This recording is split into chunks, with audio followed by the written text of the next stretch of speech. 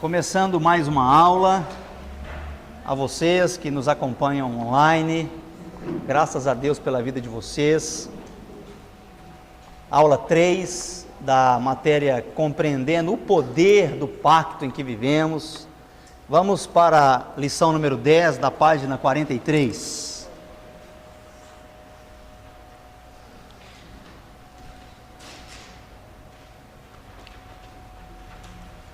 Vamos ver então a respeito destas 3 vidas e destas 4 leis. Falamos muito a respeito da vida Zoe, né? E vamos entender cada dia mais isso. E eu queria depois fazer um acréscimo a uma lição que fizemos na última aula, que vai ser muito precioso para a gente entender a vida da alma, a vida do espírito, vai ser muito bom. E que os nossos corações continuem abertos. Então está lá, se desejamos conhecer claramente a nossa vida interior e ter mais do que vitória sobre o pecado, necessitamos entender profundamente os princípios básicos mencionados em Romanos capítulo 7. Na verdade, irmãos, não apenas em Romanos capítulo 7, mas se você quer ir mais fundo na sua vida espiritual, você precisa se aprofundar em Romanos 5, 6 e 7. São capítulos essenciais para o seu entendimento da vida espiritual. Romanos 5, 6 e 7. Se você não entende e não se aprofunda em Romanos 5, 6 e 7, a sua experiência com esta vida Zoe, com essa vida do Espírito, vai ficando distante. Então nós temos que estudar, nós temos que ler, reler, pegar livros sobre isso. E eu quero indicar um livro aos irmãos, que esse livro tem feito algo muito poderoso na minha vida, tem acrescentado muito na minha vida, desde a minha adolescência, e é um livro que me ajuda muito, e é um livro para a gente ler assim umas 10 vezes, de ano em ano, de 2 em 2 anos, retornando. Não é um livro apenas de homens, é uma meditação profunda a respeito de Romanos 5, 6 e 7. Te aconselho muito. Talvez você não vai entender o livro na primeira vez que você leu, vai achar meio difícil, mas procure ir lendo, procure lendo com calma, meditando, tá? O livro chama O Homem Espiritual, do autor Watmani, O Homem Espiritual, volume 1. Esse tem volume 2, volume 3, depois vai ter um complemento, mas eu te aconselho a ficar só no número 1, os outros são um pouco repetitivos. Então leia esse livro, vai te ajudar muito a entender Romanos 5, 6 e 7. Muito, tá? E uma das coisas que Satanás não quer que a gente aprenda é negar a vida do ego. Porque a gente precisa aprender a dividir alma e espírito. E o que tem na obra de Deus, que é da alma, é muito forte, muito grande. Muitas vezes achamos que estamos fazendo a obra de Deus e na verdade até fazemos, mas fazemos pela vida do ego, não fazemos pela vida do espírito, e isso é algo que nós necessitamos aprender. Poucas pessoas têm falado sobre isso e nós temos o privilégio de ir entendendo isso e que o Espírito vai nos revelando a alma e a cruz. A alma e a cruz. Se a gente ficar livre das atividades da alma e viver Gálatas 2:20, de fato a obra de Deus vai avançar. Amém? Então está aí. Vamos nos aprofundar Romanos 5, 6 e 7, tá? Então aí 3 tipos de vida, né? Depois que uma pessoa nasce de novo, ela continua com 3 vidas. Então eu quero que você ponha o dedão aí e vai para a página 50. Vai lá, página 50.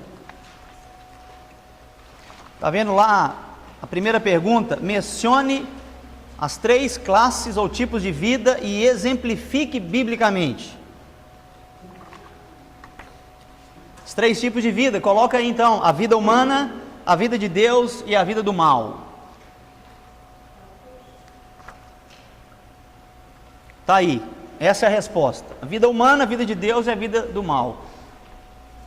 Mais uma vez colaborando aí, fazendo você ganhar 2 minutos da sua vida. Tá bom?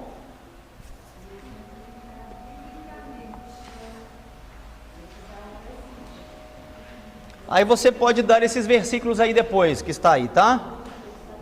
A primeira bolinha, obtivemos a vida humana mediante a criação. Você pode exemplificar isso aí depois. Obtivemos a vida de Deus mediante o novo nascimento. Novo nascimento tem a ver com regeneração. A partir da regeneração nascemos de novo, o Espírito de Deus habita em nós, a própria vida de Deus habitando em nós, a vida Zoe, ok? Recapitulando, né? E a próxima bolinha aí, obtivemos a vida do mal mediante a queda.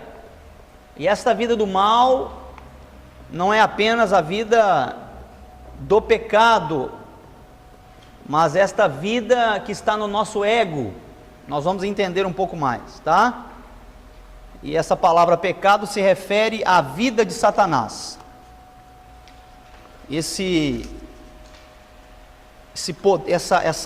Essa lei, né, que opera em nós, que nós queremos fazer o bem, mas vemos em nós outra lei. E vamos entendendo isso. Então, número 2, cada homem é uma miniatura do jardim do Éden. Em Gênesis capítulo 1, vemos o seguinte quadro: Deus soprou nas narinas do homem a vida humana criada, que é a vida humana, né, a vida bios. Deus colocou no meio do jardim a árvore da vida, isto é, a vida divina. Coloca aí na frente, verdade. A árvore da vida significa verdade. E depois Deus colocou no jardim a árvore do conhecimento do bem, veja, a árvore do conhecimento do bem e do mal. Só que esse bem não tem nada a ver com o que é da vida de Deus. O bem da vida de Deus é diferente desse bem aí. Isso é a vida satânica. Então coloca aí, depois disso aí, ou então um pouquinho embaixo, mentira. A árvore do conhecimento do bem e do mal é mentira. E é disso que todos nós recebemos como herança. Quem é o pai da mentira? O diabo. Então ele é que induziu Adão e Eva a comerem mentira, da qual ele também comeu, e não se firmou na verdade. E este mundo está baseado em mentira. Mentiras. O tempo todo, quando você conversa com as pessoas, na maioria das vezes você vai detectar mentiras. Está crendo em mentiras. Continuando, naquele dia, no jardim do Éden, Deus delineou o universo com essas 3 vidas. Então poderíamos dizer que o homem é um verdadeiro campo de batalha, onde Deus, através de uma gigantesca operação, pretende recuperar o homem para realizar o seu propósito. Você pode acrescentar Efésios 1:10, que é o propósito de Deus, ok? Qual o propósito de Deus? Você lembra? Tem que estar muito decorado. É reunir em Cristo todas as coisas, que Deus governe a sua vida através de Cristo. Esse é o propósito de Deus. Então você tem que saber isso muito claro. O propósito de Deus não é uma casa nova, um emprego novo, um ministério novo. O propósito de Deus é que Cristo viva através de nós, tá? Por isso Cristo veio buscar e salvar o que se havia perdido. O que se havia perdido? O homem não era o homem que se havia perdido, era o reino de Deus, era a possibilidade de Cristo governar, porque depois da queda não existia possibilidade de Cristo reinar. Então o que Cristo veio fazer? Buscar o que se havia perdido, a possibilidade de Deus governar através do homem. Legal? Bacana isso aí, né? Esse é o propósito de Deus. O propósito de Deus se cumprindo em nós é quando Cristo governa. Não é que a gente está numa igreja, não, é quando Cristo governa. Daí, quando nascemos de novo, somos inseridos no corpo dele, que é a igreja, que é ele. Amém? Reunir em Cristo todas as coisas. Por outro lado, Satanás quer manter o homem sequestrado para perpetuar o seu desejo maligno. Por isso ele cegou o entendimento dos incrédulos, para que eles não vejam isso. Deus usa a sua própria vida e Satanás usa a sua para poder ganhar o homem. Só que a gente vai ver que essa guerra não é uma guerra dualista. Nós já falamos isso na primeira aula, lembra? Não é que Satanás dá um soco em Deus, depois Deus dá um soco em Satanás e fica essa briga. Não. O diabo já está derrotado. Ok? Deus não tem inimigos. porque ele é vencedor, ele é todo poderoso. Satanás, ele tenta enganar, tenta ludibriar, pela experiência que tem, pelo poder que tem, tenta colocar armadilhas, e consegue por conta da nossa inexperiência. Por isso precisamos compreender a vontade de Deus, para a gente não cair nas ciladas. E o mundo cai nas ciladas porque não compreende a vontade de Deus. Número 3, nós vamos pular, você vai ver em casa, né?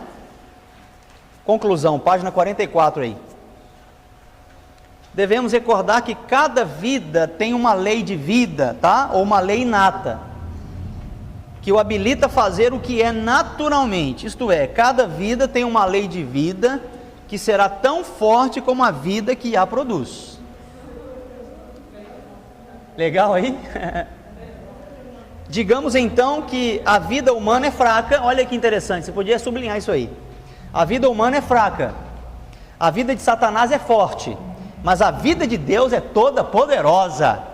Aleluia, glória a Deus. Esta é a vida que está em nós, e esta vida toda poderosa vence a mentira, esta vida do mal e esta vida humana. Vimos sobre as 3 vidas. Vamos agora a número 4, vamos ver a respeito das 4 leis, tá? Olha aí, resumidamente, vamos ler só o que está em negrito aí, ó. Romanos 7, 22 e 25, tá vendo ali? A lei de Deus, a lei da minha mente, a lei do pecado e a lei do espírito de vida. Tá bom? Tá muito aí claro. Romanos 8, 2, completando. Então esses versículos mencionam essas 4 leis, tá? A lei de Deus é a lei de Moisés, tá? Romanos 7, 12, nós vamos ver que a lei, coloca aí na sua Bíblia, para você ficar situado. Romanos 7, 12, vou ler para vocês aqui, está dizendo: de fato a lei é santa, veja, a lei é santa, e o mandamento é santo, justo e bom. Com a entrada do novo pacto, nós não estamos dizendo que a lei não presta. A lei é santa, o mandamento é santo, justo e bom. Mas não somos justificados por essa lei. Já não vivemos por essa lei, que no antigo pacto, enquanto estava essa lei em vigor, as pessoas viviam por ela. Tá? Nós não estamos rejeitando a lei, não estamos rejeitando o Velho Testamento, não estamos rejeitando o Velho Pacto, estamos classificando as coisas. O novo pacto é melhor, porque Deus o fez melhor, porque é um melhor mediador, é melhor sacrifício, é melhor herança. Compreende? Tudo aquelas passagens que eu dei para vocês em Hebreus. Então, diferente de Gálatas 2,16, né? Que as pessoas querem se justificar por meio das obras da lei. Anota aí Gálatas 2,16, que é um termo muito bom para você usar aí. Até mesmo nós estamos falando aqui, os adventistas, né? Que falam que nós temos que guardar o sábado para ser salvo. Eles falam que a gente não entende o sábado, A gente, na verdade, não entende o sábado, a gente entende o Senhor do sábado, porque Jesus se fez Senhor do sábado.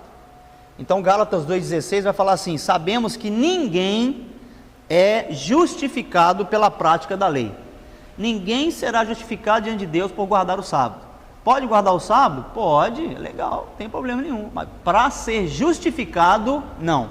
Ninguém será justificado porque está guardando o sábado. Hoje em Cristo nós guardamos sábado, guardamos domingo, guardamos segunda, guardamos terça, guardamos quarta. Todos os dias são santos para nós em Cristo. O domingo não é um dia especial. Em Cristo todos os dias são especiais.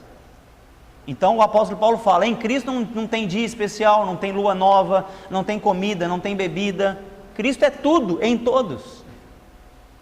A nossa vida de adoração é esta. Seremos justificados mediante a fé em Jesus Cristo, tá? É o que está falando em Gálatas 2,16, tá bom? Então temos a segunda lei, a lei da minha mente. Temos a lei do pecado, que é a terceira, e a quarta, a lei do espírito de vida. Então vá para a página 50 de novo. Página 50, veja aí. o exercício número 3, olha. Está vendo aí? Mencione as leis de Romanos 7, 22, 25 e de Romanos 8, 2. Primeira lei, qual é? Coloca aí, lei de Deus. Tá bom? A lei de Deus é a lei de Moisés. Depois, a lei da minha mente.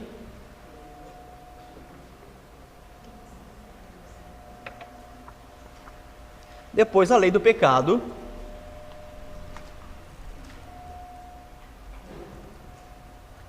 E depois, a lei do espírito de vida.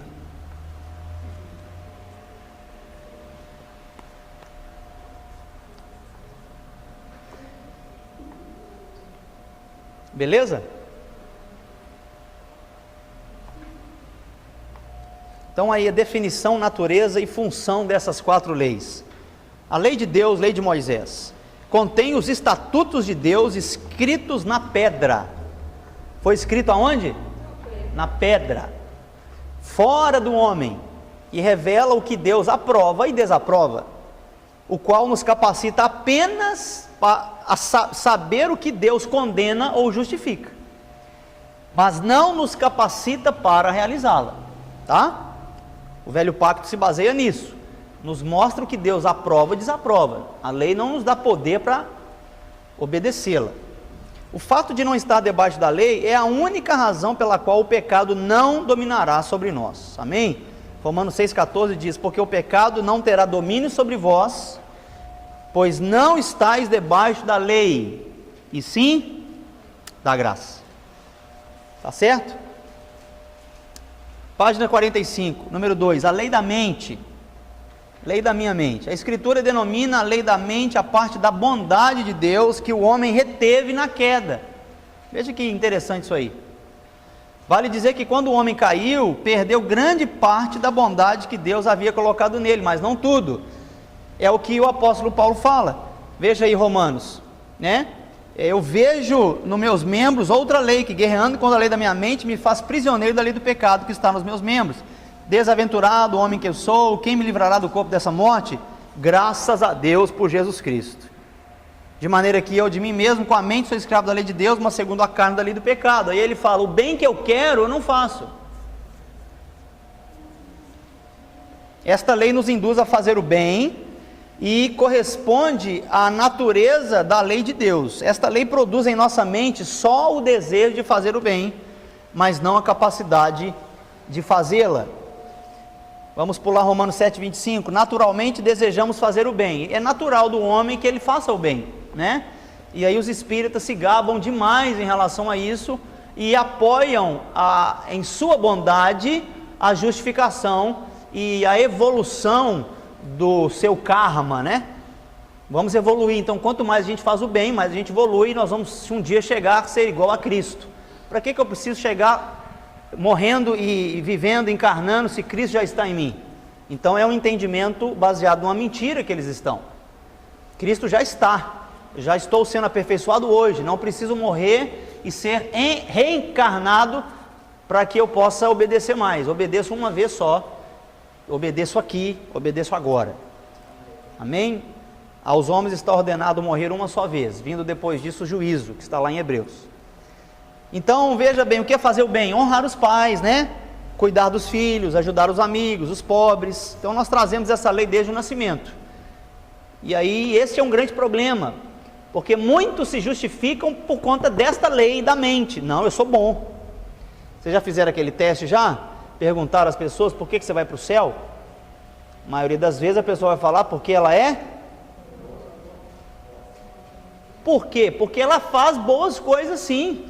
Ela cuida do pai, cuida da mãe, cuida do filho, rala, trabalha, paga os impostos, não deseja mal para ninguém, está sempre sendo uma pessoa boa, está ajudando os pobres. Então ela se justifica diante de Deus pela essa lei da mente, por essa lei dessa coisa boa. Mas através dessa lei ninguém será justificado diante de Deus. Então isso é um problema, e que nós vamos identificando isso para expressarmos o Evangelho com mais exatidão, né? Mas lá embaixo, depois de Gênesis 1:31, está dizendo assim: então o homem caiu, mas não perdeu toda essa bondade. Algo dessa bondade ficou nele. Essa parte da bondade que o homem reteve na queda, Paulo chama de a lei da mente. Tá? Então isso é interessante você anotar aí, em alguma área da sua apostila, colocar: as pessoas tentam se justificar diante de Deus por conta dessa lei. Não existe justificação diante de Deus pela lei da minha mente. Não é porque faço coisas boas. Fazer coisa boa tem que ser nossa obrigação. Ajudar os pobres tem que ser nossa obrigação. Honrar os pais tem que ser nossa obrigação. Tem que falar isso para as pessoas. Nós não fazemos mais do que a nossa obrigação. Ser uma pessoa boa. Agora, ser uma pessoa boa não vai fazer do mundo um mundo melhor. Esse é um grande engano. O que faz alguém ser boa aos olhos de Deus é ter a vida dele. E através das obras dele, vamos ter de fato algo mudado. Tá bom? Então, caminhando, número 3 aí, a lei do pecado que está em meus membros. Romanos 7, 23. Vejo nos meus membros outra lei que, guerreando contra a lei da minha mente, me faz prisioneiro da lei do pecado que está nos meus membros. Pecado com letra maiúscula significa que foi personificado e que é único. É outro nome para Satanás. O pecado nos faz pecar e pode reinar sobre nós, pode ter domínio, nos escravizar e habitar em nós. Então escreva aí embaixo: pecado é a natureza. Pecado com letra maiúscula é a natureza. Para a gente entender isso. Pecado é a natureza. Agora, pecados é diferente de pecado. Pecados são as obras desta natureza. Compreendeu? É simples, né? Por isso é o trabalho do Espírito, é convencer o homem não dos seus pecados, é convencer o homem de quê? Do pecado. O que isso significa? O Espírito quer convencer o homem desta natureza caída do homem, desta posição em que o homem está, em que ele não pode agradar a Deus. Por isso o Espírito convence do pecado, da justiça e do juízo. 3 coisas, não vamos entrar aqui, mas é convencendo o homem da condição pecaminosa dele. Não existe esperança para o homem se não ser salvo, a não ser salvo por Jesus Cristo. Por isso é a graça, o Espírito Santo está aqui para convencer o homem disso. Eu fui convencido, você foi convencido de que não poderíamos viver sem Deus, não poderíamos viver sem o perdão dos pecados, sem esta graça que nos ajuda a agradar a Deus. Agora, se nós nos justificamos a nós mesmos, não estamos sendo convencidos pelo Espírito. Legal? Entendeu? Então está aí Romanos 7,14, Romanos 7, de 17 a 21, Romanos 7, 23, Romanos 7, 25. Tá?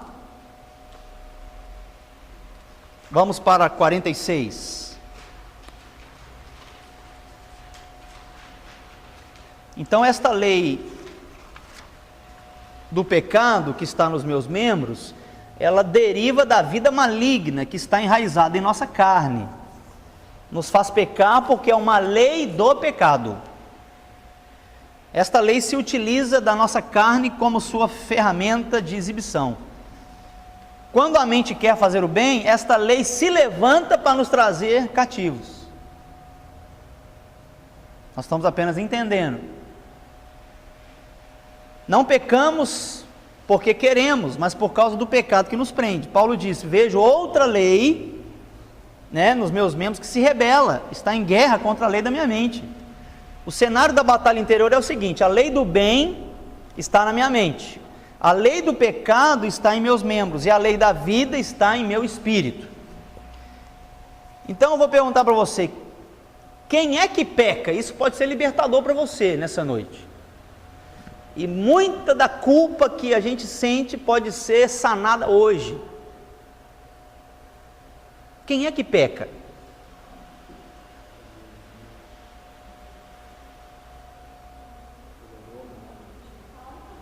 Vamos pensar.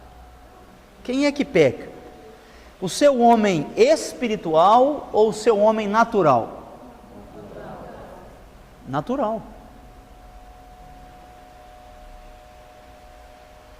E por que abrigamos tanta culpa dentro de nós, que nos leva a pensar que Deus não me ama, que eu não consigo fazer o que Deus quer que eu faça?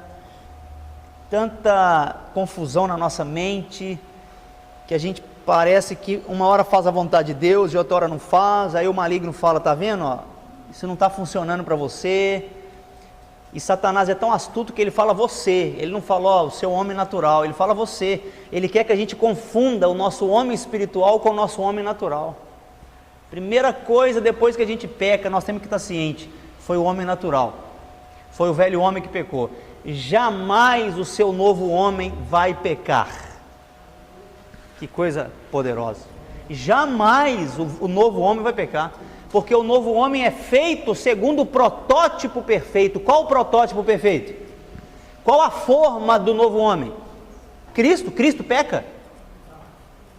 Então, quem é que peca? O homem natural.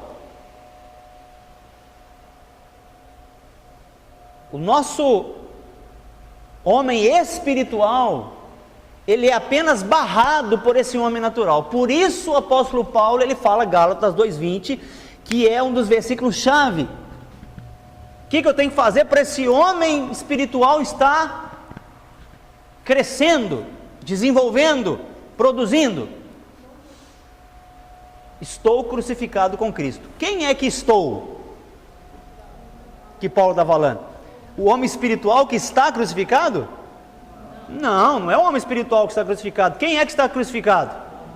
O homem natural. E quando ele fala, já não sou eu quem vive, esse eu é quem? Esse ego, essa vida da alma. Então quem é que vive? Cristo.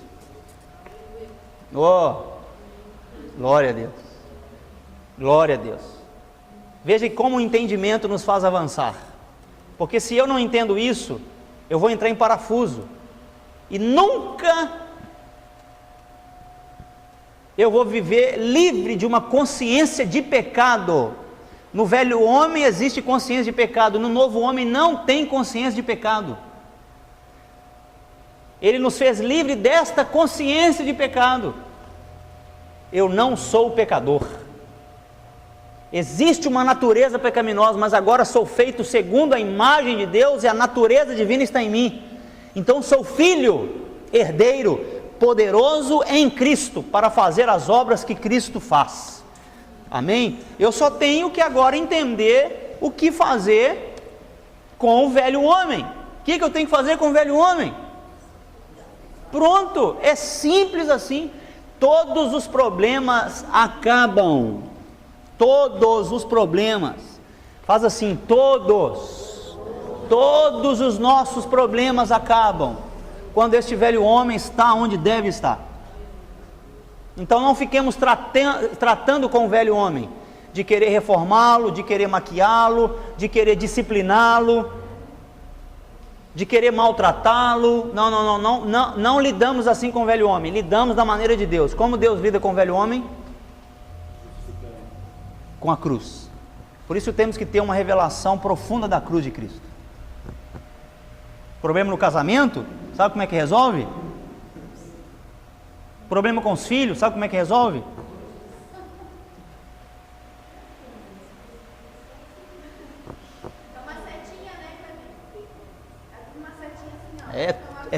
É tudo para o centro, para a cruz. Porque os problemas nos nossos relacionamentos é falta de cruz. Deu problema, é que tem esse eu envolvido aí, esse ego. Ah, com certeza. É simples. Então se vier alguém choramingar com você, você acolhe, você chora com essa pessoa, você abraça ela, você ama ela.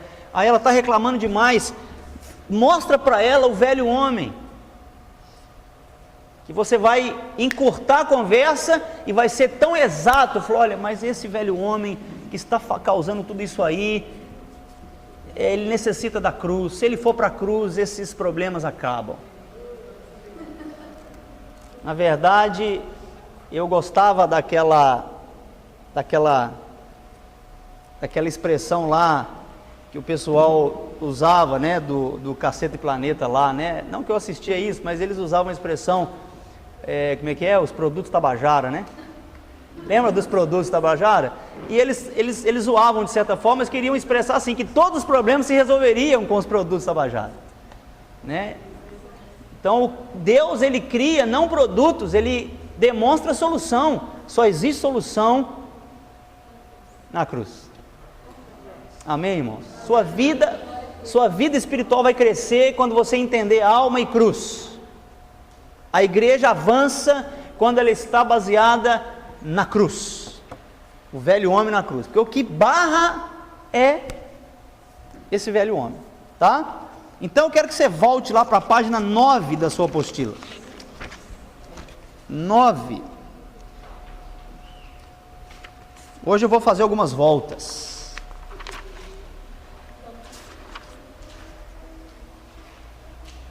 Página 9, veja aí. Lá embaixo, de negrito verde, está lá 3 coisas cruciais que são mencionadas, olha, Romanos 6,6, né? Está dentro dos capítulos chaves que a gente precisa entender. Então aí, o pecado, tá? Veja, natureza pecaminosa que reina no homem, tá legal? O nosso velho homem, esse velho ego que se deleita no pecado. Esse velho homem sabe fazer o bem? Sim ou não?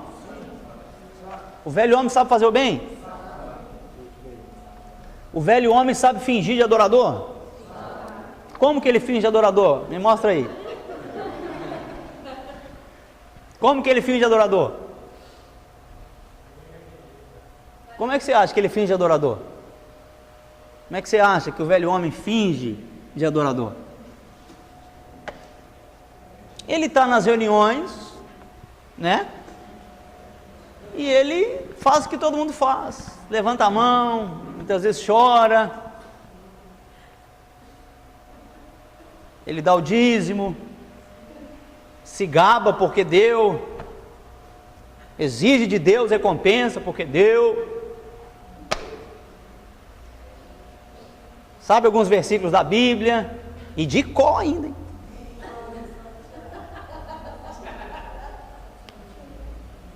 Pode até participar do CEAP. Ai. Então o velho homem, ele se coloca numa capa de religiosidade. Ele sabe fazer isso. O velho homem sabe ajudar, sabe fazer o bem. O velho homem sabe ser ético. O velho homem sabe até ser nobre. O velho homem sabe ser polido, ser fino. O velho homem sabe tudo isso. O velho homem, ele é poderoso. Por isso só a cruz lida com ele. O pastor não consegue vencer o velho homem. Nem você, só a cruz. Por isso que o jejum não resolve. Vou jejuar para matar esse velho homem. Você está usando a força dele, e quanto mais você usa a força dele, mais forte ele fica. Jejum não mata velho homem, vou matar a carne. Por isso que a gente faz jejum, não é para passar fome. Não, o jejum é para que a gente entenda um chamado do Senhor, para que a gente se abstenha até de comida e de bebida, para orar mais, para meditar mais. Não é para a gente fazer só na hora do jejum, é para ir uma intensidade um pouco mais. Então o velho homem também jejua, o velho homem ora, o velho homem sabe fazer a obra de Deus, o velho homem prega, o velho homem serve. Isso é muito perigoso na obra de Deus, muito perigoso. Por isso nós temos que ter revelação dessa vida da alma. Número 3 aí, da página 9. E tem o corpo do pecado, o qual é uma marionete do pecado, ok? Está vendo aí? Veja que no original a frase para que o corpo do pecado seja desfeito significa para que o corpo do pecado fique desempregado. Quando o velho homem está na cruz, o velho homem está desempregado. O velho homem não consegue agir. Então, logo, se ele está desempregado, o velho homem não vai entrar em ação e nós temos vitória sobre o pecado. Aí a vitória sobre o pecado. Pela lei da vida, que veio a partir da cruz, tá? Então a vitória vem pela lei da vida de Deus. Se você quer colocar isso na sua apostila, coloca. A vitória vem pela lei da vida de Deus. A vitória vem pela lei da vida de Deus, a vida zoe de Deus. E esta vida é liberada por meio da cruz. Não foi assim que Cristo impartiu a vida dele para nós? Se fez espírito vivificante? Ele não se fez espírito vivificante quando João batizou ele no Rio Jordão. Ele se fez espírito vivificante quando ele foi ressuscitado. E aí ele enviou o Espírito Consolador. Glória a Deus por isso. Voltando à página 36. Desculpa.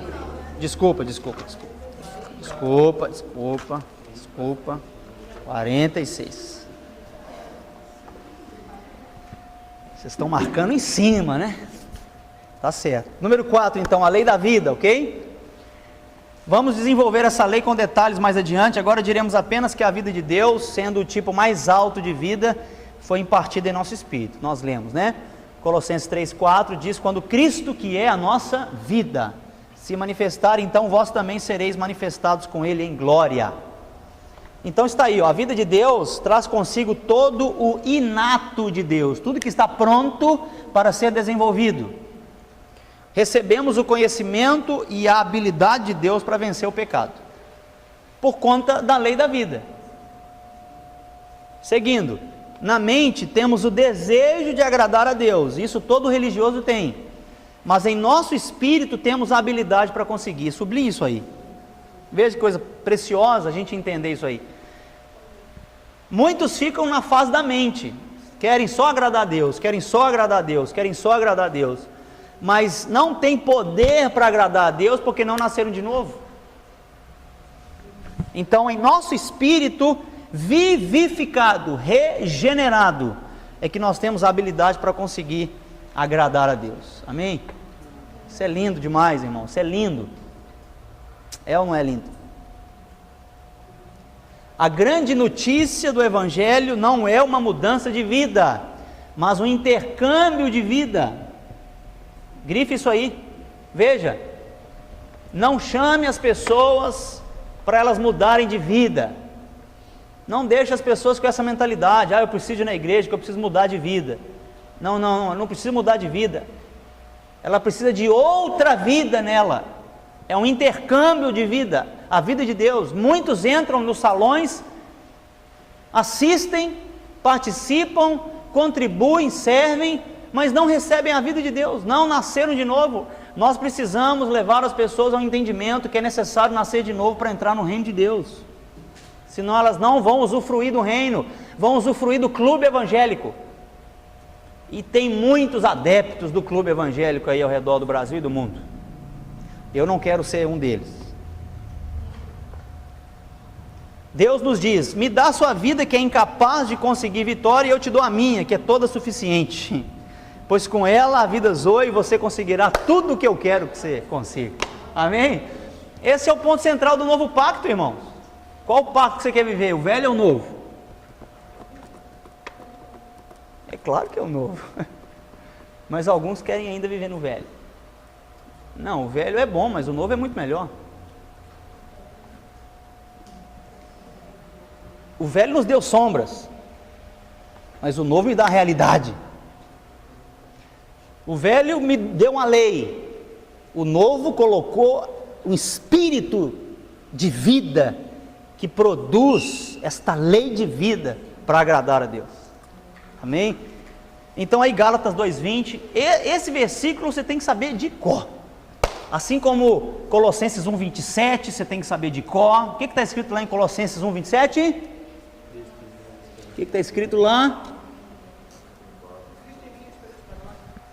Exatamente, Cristo em mim, Cristo em vós. Veja, em vós, não é apenas em mim individual, em vós é aonde? No corpo de Cristo. Cristo em vós, esperança da glória. Amém? E Gálatas 2:20, né? Já estou crucificado com Cristo, já não vivo eu, mas Cristo vive em mim, e esse viver que agora vivo na carne, vivo pela fé no Filho de Deus, que me amou e a si mesmo se entregou por mim. Filipenses 4,13, a gente usa de maneira tão errada algumas vezes, né? Tudo posso naquele que me fortalece. O que você pode? Você pode agradar a Deus, você pode viver para Ele, você pode vencer o pecado, você pode ter novidade de vida. Não é um emprego melhor que você pode ter, não é mais dinheiro, não é um carro novo, uma casa nova, né? Isso aí tudo a gente consegue estudando, se capacitando no mercado de trabalho, estudando, fazendo faculdade, fazendo mestrado, e vamos estudar, para a gente ser bons profissionais, vamos estudar. Agora, Deus está te fortalecendo para você viver muito além do sucesso do mercado de trabalho, né? O sucesso que vem da parte dele. Então está aí, ó, em negrito azul, o Evangelho de Deus está desenhado para fazer com que você não viva, mas que Ele viva. A mensagem que faz você viver a si mesmo, que é a autossuficiência, está denominado nova era. Porque a ciência, os gnósticos, a nova era, a logosofia, todos esses argumentos, filosofias que têm se levantado desde muito tempo atrás, ela baseia o centro no homem, quer fazer o homem melhor, superação humana. Já ouviu isso? Isso é um tiro no pé, porque o homem não pode fazer o que ele tanto deseja, apenas Deus pode fazer com que ele seja superado, a vida de Deus superando a vida humana. Agora, eu estou deixando de lado a vida de Deus e colocando a vida do homem no centro. E nós, como igreja, nós temos que retirar a vida do homem do centro. Não podemos nos colocar no centro. Cristo tem que ser o centro em tudo e em todas as coisas. Tá? Então aí, 5, razão e concupiscências. O que é razão? É o elemento interior que nos impulsiona a fazer o bem e é inerente à nossa vida humana criada, está em nós, enquanto que a concupiscência é o pecado que mora em nosso corpo criado. Então a razão, ela está baseada também no ego, e a concupiscência está baseada nesta lei do pecado. Então nós vamos falar bastante um pouquinho sobre ego, sobre concupiscências, e depois do intervalo vou trazer algo bem interessante para a gente pensar. Depois aí de 1 Coríntios 15:50, podemos dizer que a pessoa com um intelecto forte, né, uma razão forte, tem mais capacidade de fazer o bem que uma pessoa dominada por suas paixões, né?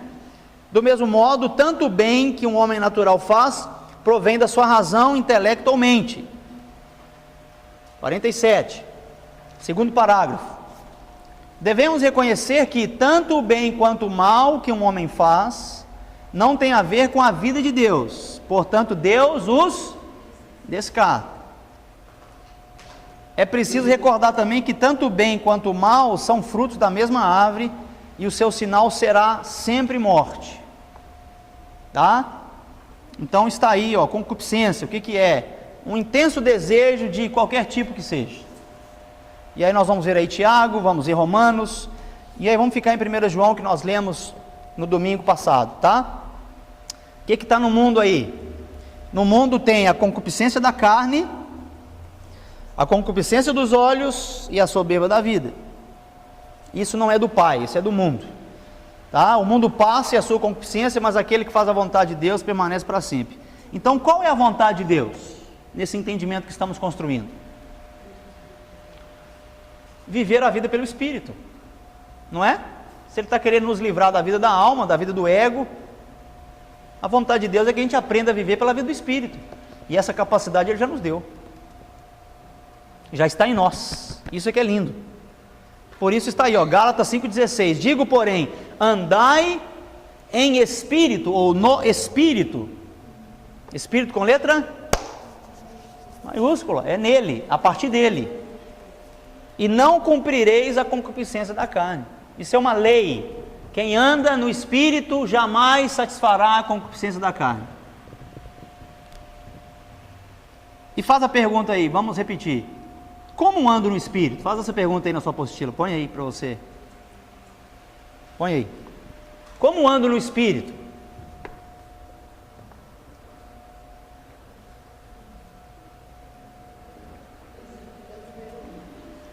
Hã?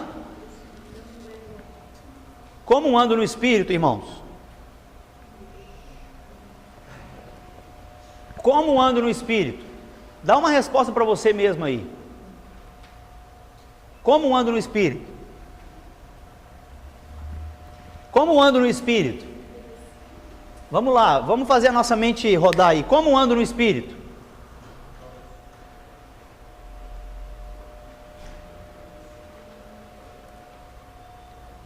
Estando crucificado com Cristo. Sim ou não? Sim. Como ando no Espírito? Gálatas 2:20. Quando Cristo vive, eu estou andando no Espírito. Então não fique se culpando. Eu não estou conseguindo andar no Espírito. Não, seja esperto. Crucifica o velho homem, que você vai andar, ué. Se a vida de Deus está em você, está reclamando, não cresça espiritualmente. Alguns irmãos sofrem desse problema. Não consigo crescer espiritualmente, não consigo vencer o pecado, não consigo crescer espiritualmente. Não é que a pessoa não tem, é que a pessoa não entendeu. Porque se ela nasceu de novo, ela tem a lei da vida do Espírito, correto? Então aí já não é pela minha força, porque pela minha força jamais poderei ser santo. Sou santo 40 dias de jejum e oração, aí sou santo. Mas isso é o velho homem querendo ser santo? Jamais será. Compreende isso? Nada exterior muda. Só o interior da vida zoe de Deus é que muda.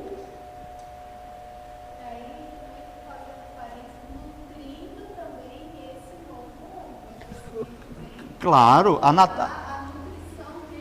a pastora Elia está falando que devemos nutrir o novo homem. Quem está crucificado com Cristo, é claro que está nutrindo a nova natureza.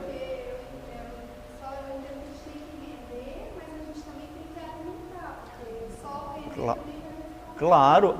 Veja, irmãos, a natureza que você alimenta é a natureza que vence. Qual a natureza você está alimentando?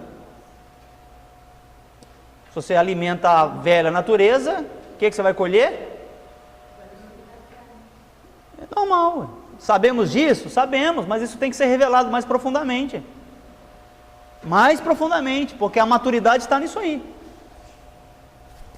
Então, continuando, número 6, diferença entre o bem de Deus e o bem do homem. Veja, a vida zoe determina o bem de Deus, grifa aí, o bem de Deus.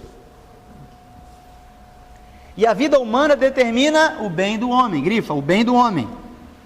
Temos que entender essa diferença, tá? Nós precisamos entender a diferença do bem do homem e do bem de Deus. Isso está ilustrado claramente nas duas árvores do jardim. A árvore do conhecimento está relacionada ao seguinte: conhecimento, bem, mal e morte, não é? Mas na árvore da vida está a vida zoe, entendendo dessa forma que a vida de Deus é independente e alheia ao conhecimento, ao bem, ao mal e à morte.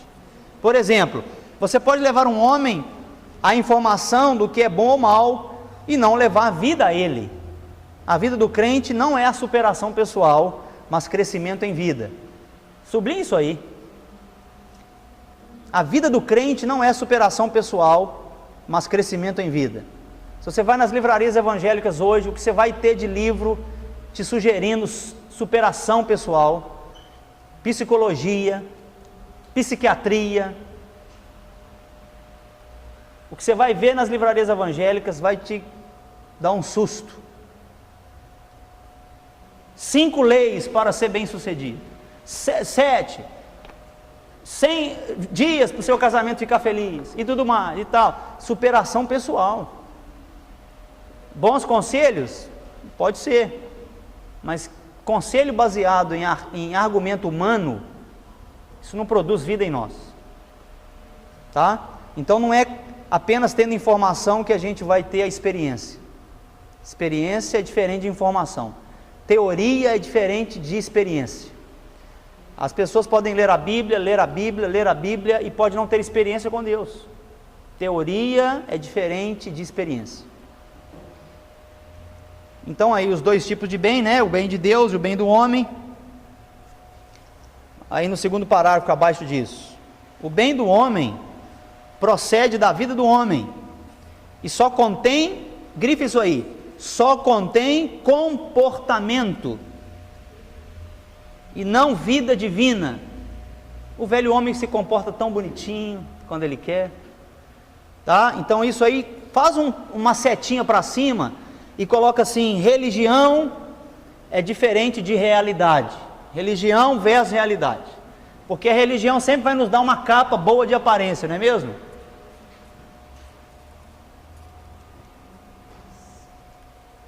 Externo é diferente de interno.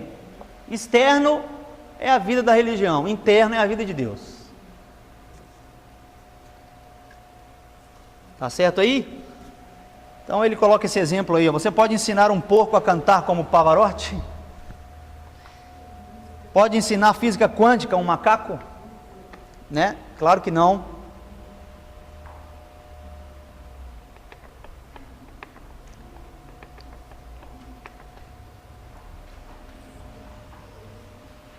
Mateus 12:35 fala: o homem bom tira coisas boas do seu bom tesouro, e o homem mau do mau tesouro tira coisas más.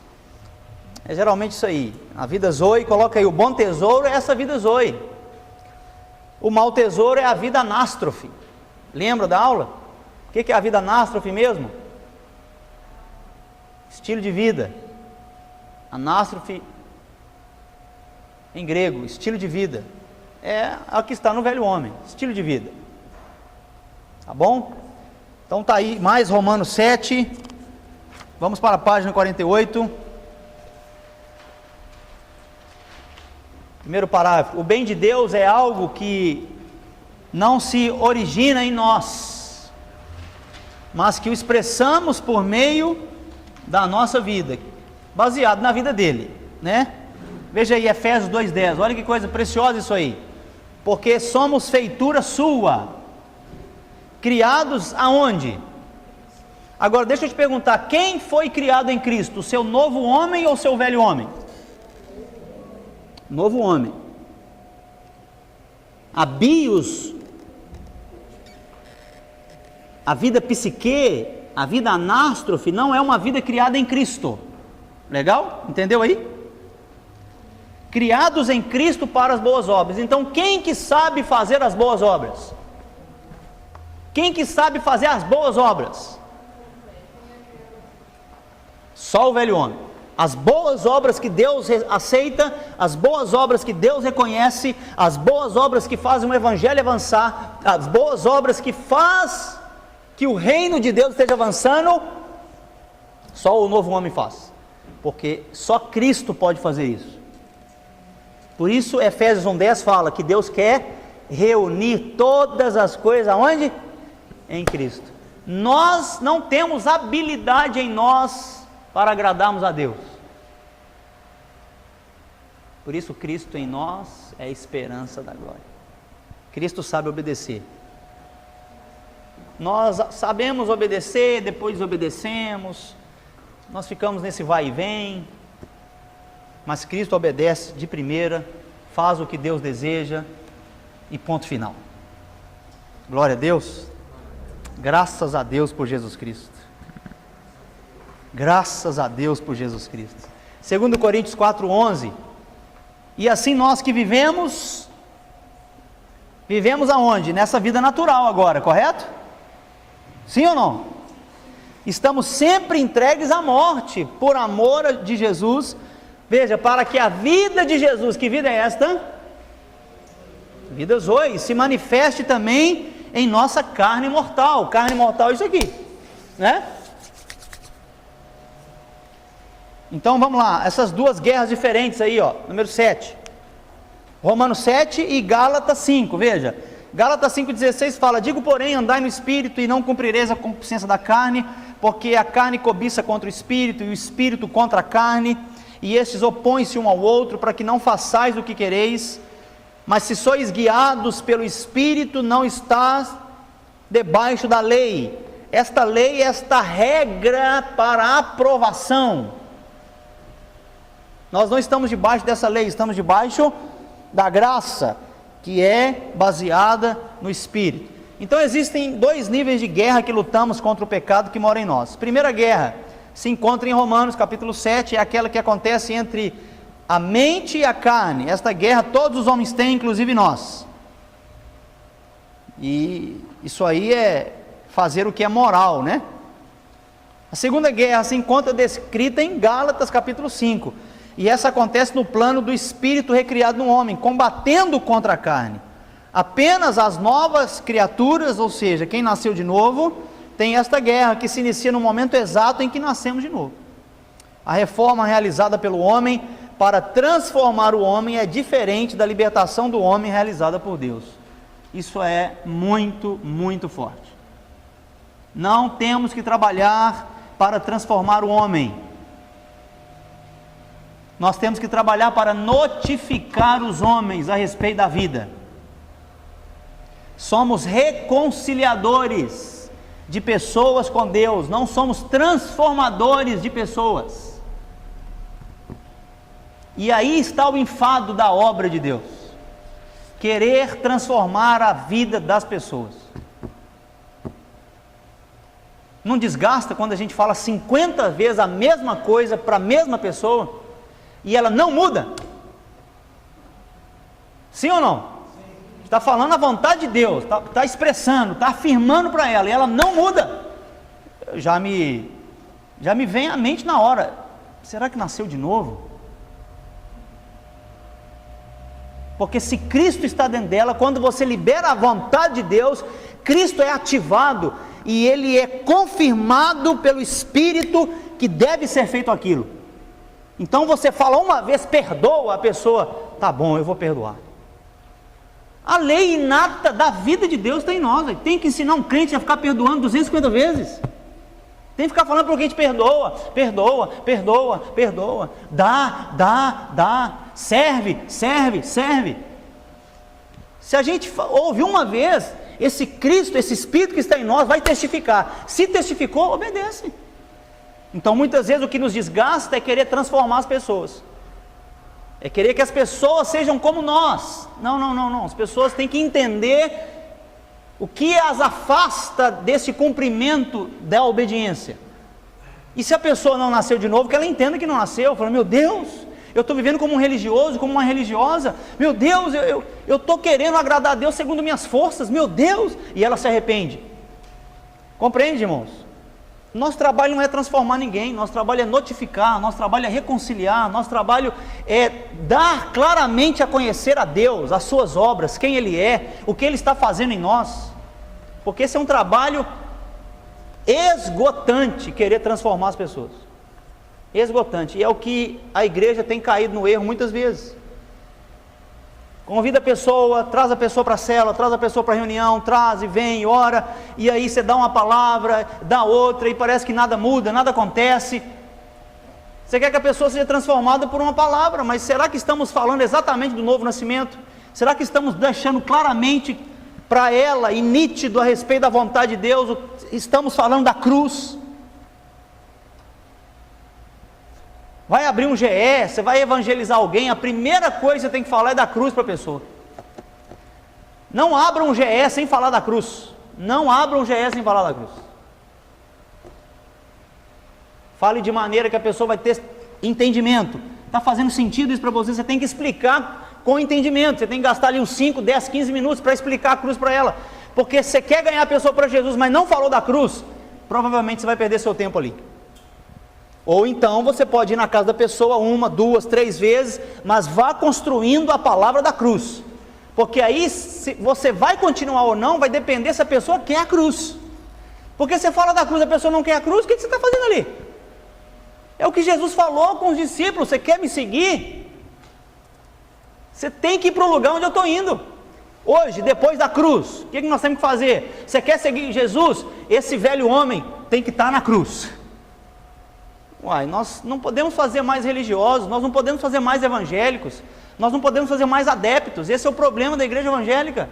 Milhões e milhões de desviados, muitos deles foram feridos, sim, maltratados, estão longe, mas a maioria não nasceu de novo.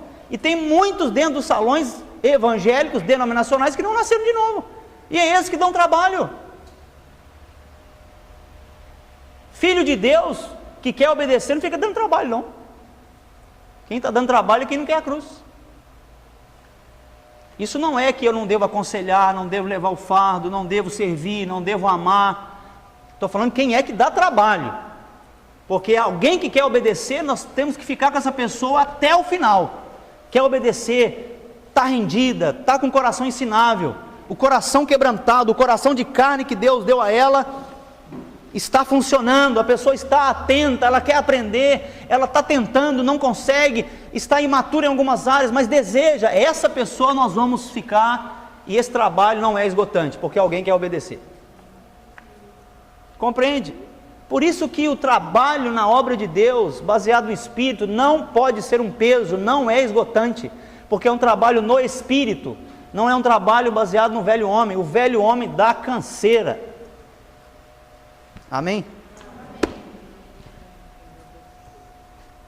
Então está aí, ó. Temos aí essas 4 declarações, né? A primeira, a reforma realizada pelo homem para transformar o homem, toma como matéria-prima o bom que Deus colocou originalmente no homem. No entanto, a libertação realizada por Deus acontece pelo fato de que Ele põe o seu Espírito em nós, isto é, a sua própria vida, ok? Está aí, essa lei da mente, na página 45, é esse bom que Deus colocou aí, tá? A lei da mente. Então, Gálatas 2:20, devido a isso, os métodos utilizados por ambos são completamente diferentes, de modo que a reforma do homem se realiza exercendo a força humana, tratando o nosso corpo com rigor e subjugando as paixões. Veja, no entanto, a libertação de Deus se realiza colocando o seu Espírito em nosso espírito, vivificando-o, colocando essa vida toda poderosa. Então, qual que é o extremo desse tratar o corpo com rigor e subjugar as paixões? Qual que é o extremo disso? O autoflagelo. Você não vê aí as religiões do mundo tratando o autoflagelo como uma disciplina? Eles ficam lá, chicoteando as costas. O que é aquilo? Eles estão achando que eles vão vencer o pecado chicoteando o corpo. Os evangélicos não fazem isso, os evangélicos só jejuam. Vocês estão entendendo o significado do jejum correto? Temos que jejuar, mas precisamos jejuar com entendimento. Nada que é externo pode vencer o pecado que está em nós. É o que é interno. E o jejum, ele dá discernimento, ele ativa por conta que nós vamos alimentar a natureza divina, orando, lendo mais, meditando, nos arrependendo, clamando, e por conta disso eu até tiro o alimento. Isso é o jejum. Isaías fala, Deus falando, não é o jejum que eu escolhi, não tem nada a ver com isso que vocês estão fazendo, não. O jejum que eu escolhi são ações de justiça, são ações que vão tocar a vida das pessoas, obras de justiça que eu quero. Que adianta vocês estarem punindo o corpo se a pessoa está morrendo de fome do seu lado? Não é isso que Isaías fala? O jejum que Deus deseja? Agora, muitas vezes jejuamos para Deus nos dar alguma coisa, já viu isso aí? Eu atendi uma pessoa uma vez, que ele estava sofrendo com uma notícia que ele recebeu do nascimento da filha, e ele ficava barganhando com Deus, acordando 5 horas da manhã, jejuando, para ver se Deus mudava essa realidade. Estava querendo uma mudança, sim, poderia estar com o coração, mas estava baseando essa barganha com Deus na força do próprio velho homem. Não estava descansando em Deus, queria estar lutando com Deus, e muitas vezes a gente faz isso, a gente luta com Deus. E quem luta com Deus não é novo homem, quem luta com Deus é só o velho, para tirar as coisas. Não, e Deus não trabalha com isso, Deus não se liga, não, isso não está na vontade de Deus, só a vontade de Deus desperta a Deus. Então não fica tentando barganhar com Deus, se renda, obedeça, entenda a cruz e veja Cristo vivendo. Então aonde tem murmuração, vai haver gratidão. Não foi isso a palavra que recebemos na reunião de oração domingo passado? A gratidão libera algo. Compreende isso? Só que isso que eu estou falando é necessário revelação para você. Se você não for, se não tiver isso revelado no seu espírito, você vai entender isso como outra coisa. Então, busque entender essas coisas que têm a ver com a realidade da maneira que Deus está trabalhando, tá? Então, Jeremias 31 está dizendo aí, ó, esta é a aliança que farei, eu colocarei no coração e não na pedra, né? Colossenses 2:20 está falando, veja, se morrestes com Cristo para os rudimentos do mundo, nós vamos entender isso na próxima matéria, eu acho que ano que vem, rudimentos do mundo, nós vamos entender um pouquinho mais sobre isso aí, porque o apóstolo Paulo está falando que em Cristo eu morri para os rudimentos do mundo. O que é isso? Nós vamos ter uma matéria para falar disso, porque eu tenho que aprender o que é isso. Porque como se vivesseis no mundo, vos sujeitais às ordenanças. Esses rudimentos do mundo têm a ver com muitos ensinos básicos, né? Vamos entendendo. Colossenses 3:4, quando Cristo, que é a nossa vida, se manifestar, então vós também sereis manifestados com Ele em glória.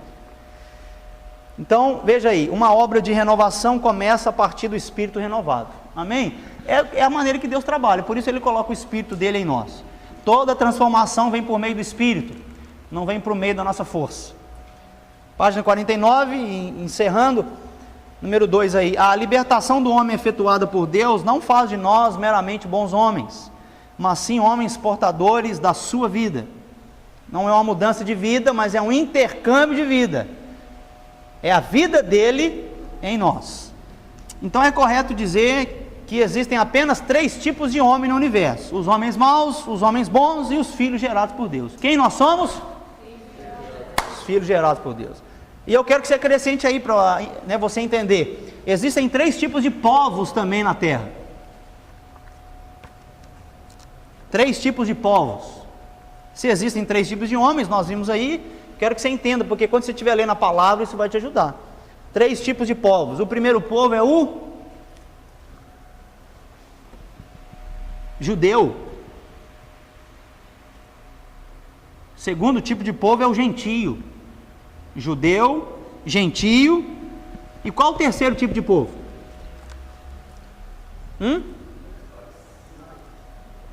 Nós. Quem é nós? A igreja. A igreja. 3 tipos de povo. Deus reconhece 3 tipos de povo, de povos e de nações. Então, os gentios, quem são os gentios? Quem são os gentios? É os que não são judeus. Nós somos gentios, mas somos regenerados. Por isso nos tornamos a igreja, tá? Os judeus e a igreja. Quando você estiver lendo Apocalipse, você tem que entender esses 3 povos, não vai entender nada. Quando você estiver estudando as profecias, se você não entender esses 3 tipos de povos, nada vai encaixar. Porque aí você mistura a igreja com gentio, mistura a igreja com judeu, é promessa para o judeu, é promessa para o gentio, é promessa para a igreja, é promessa para os judeus. O que é isso aí? Então nós precisamos ir discernindo. Número 3, devemos viver em Deus, já que o tema central de João 15 é: permanecei em mim e eu em vós. Filipenses 1:21, porquanto para mim o viver é Cristo e o morrer é lucro. O homem nascido de novo começa a obedecer e sentir esta vida interior, né? Então 1 João 2:27 fala: quanto a vós outros, a unção que dele recebestes permanece em vós, e não tendes necessidade de que alguém vos ensine. Veja, mas como a unção vos ensina a respeito de todas as coisas, e é verdadeira, e não é falsa, o que nós temos que fazer? Permanecer nele, como também ele vos ensinou. Número 4. O objetivo final dessa libertação realizada por Deus no homem é esta unidade orgânica. Nos tornamos seu corpo, tá? Isto é, viver em comunhão com Ele e tocá-lo com o nosso espírito. Assim experimentaremos essa vida de Deus de um modo prático. E a gente falou um pouquinho sobre isso na aula passada.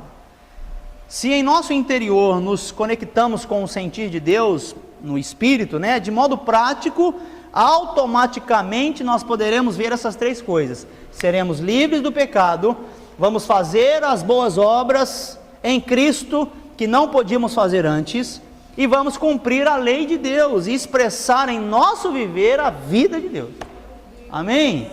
Isso é vida de reino de Deus, isso é cultura do reino, e isso tem que ser visto em todos os ambientes. Amém? Vamos para o recreio? Um abraço.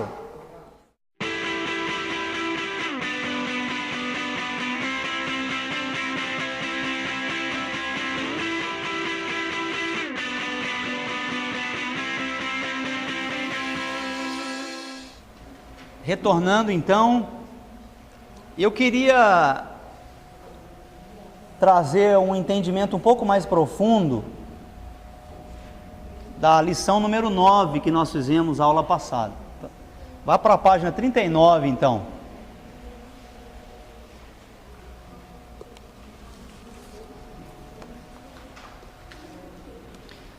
Vá para a página 39.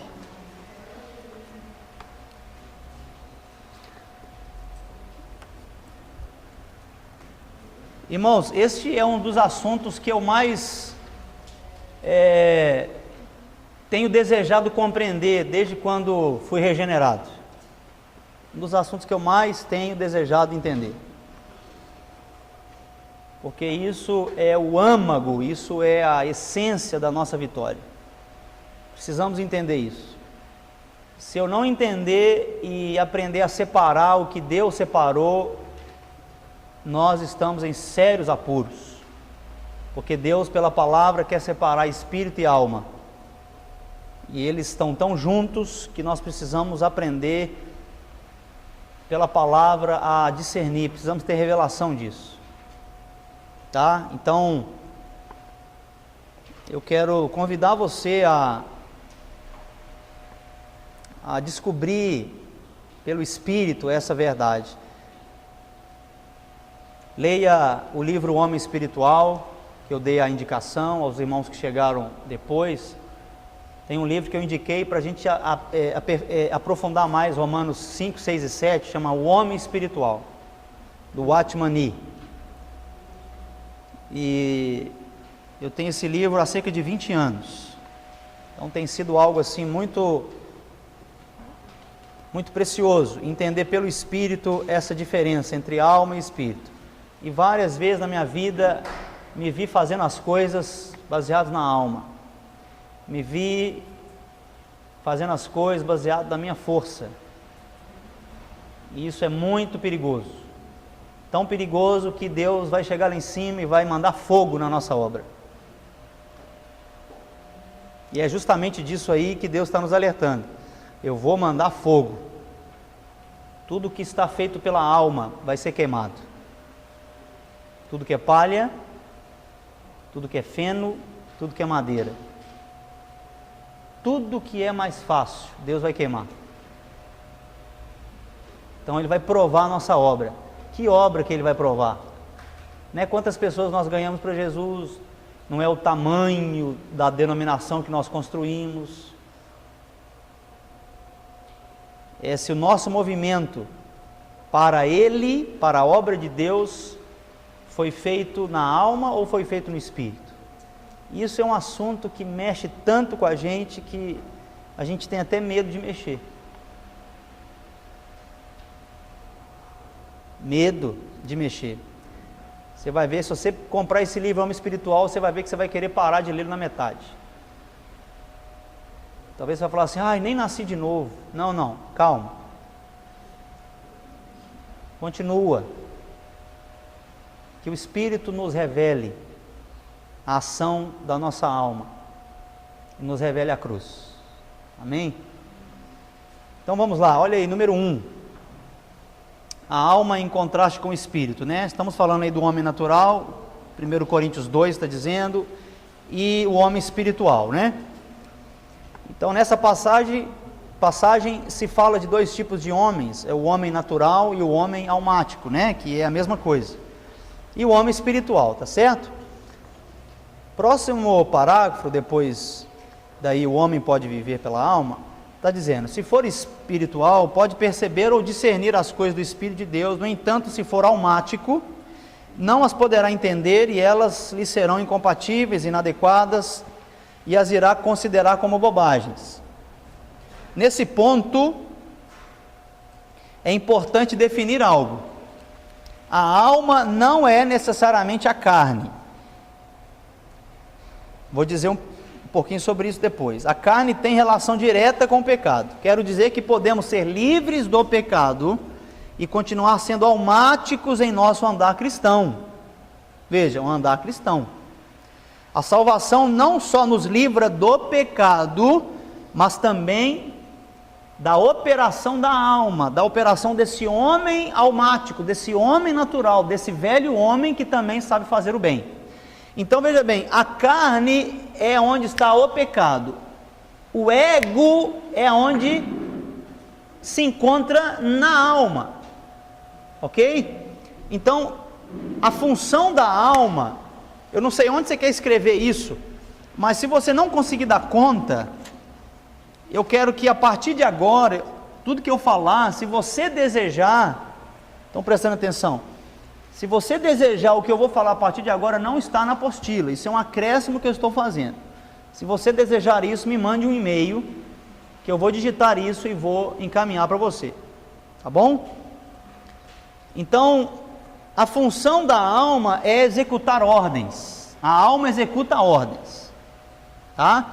Então ela executa ordens da lei do pecado, que nós acabamos de ver na lição passada, antes do intervalo, e a alma também pode executar a lei da vida zoe. Então a alma, ela deseja obedecer. Quem que a alma obedece? Ou a lei do pecado ou a lei da vida de Deus, correto? Ou a minha vontade, que está baseada nesta lei do pecado, que veja em meus membros, ou a lei da vida de Deus, obedeço a Deus ou obedeço a minha vontade, correto? Então a alma, ela é feita para executar ordens. Quem governa a nossa alma? Nosso velho homem ou nosso novo homem? É isso que se trata, tá? Então o pecado é isso que corrompe, nós vimos na página 9, né? Lá na página 9 está dizendo isso. O pecado é isso que corrompe, tá? O ego não necessariamente é algo mal, corrompido.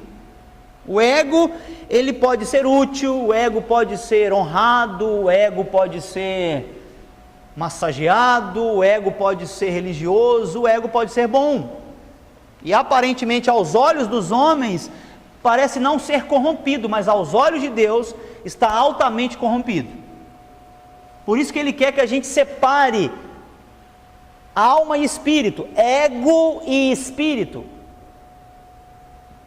tá? E esse ego habita na nossa alma, as faculdades da alma fazendo o que o pecado aprova. Estão entendendo? Estão comigo aqui? Então, né, de tudo que eu expliquei, espero que vocês estejam, vocês também. Então, eu quero trazer aqui, veja aí, mesmo sendo livres do pecado, ou seja, nosso espírito foi regenerado e agora ele nos livrou da lei do pecado, correto? Pode ser que a gente não esteja pecando mais, e desde o dia que você foi salvo, eu creio que você já não faz mais as coisas que você fazia antes.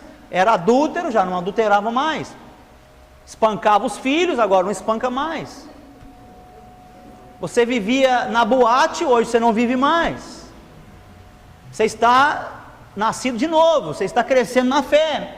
Algumas crianças na fé, outros jovens na fé, outros adultos na fé, amadurecendo. Então, desde o dia que nós nascemos de novo, nós temos que aprender a lidar com esse velho homem, fazendo o quê? Identificando esse velho homem. Então eu quero trazer para vocês aqui algumas características dos crentes almáticos.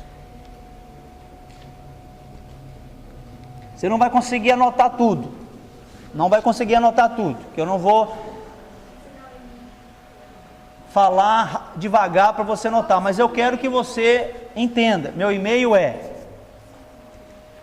bonitão da balachita. Não é.